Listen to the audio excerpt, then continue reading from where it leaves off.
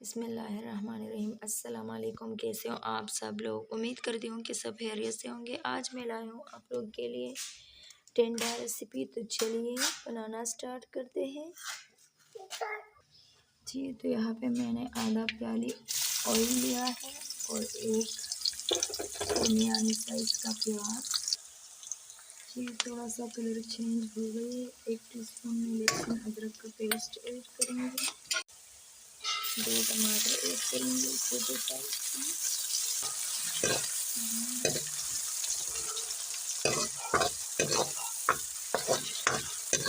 आधा टीस्पून नमक ऐड करेंगे। थोड़ा सा कुटी हुई लाल मिर्च, थोड़ा सा रेड चिली, हल्दी ज़्यादा ऐड करेंगे क्योंकि सर्दियों का मौसम है। से मसाले को पकाएंगे। अब इसमें मैं टिंडे ऐड करूँगी।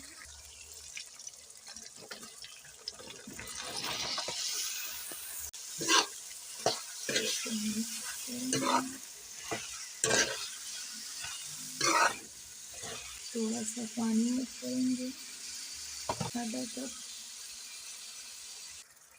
ढक्कन रखेंगे। इसको 3-4 मिनट के लिए इस तरह पकाएंगे जी। ढक्कन उतारेंगे।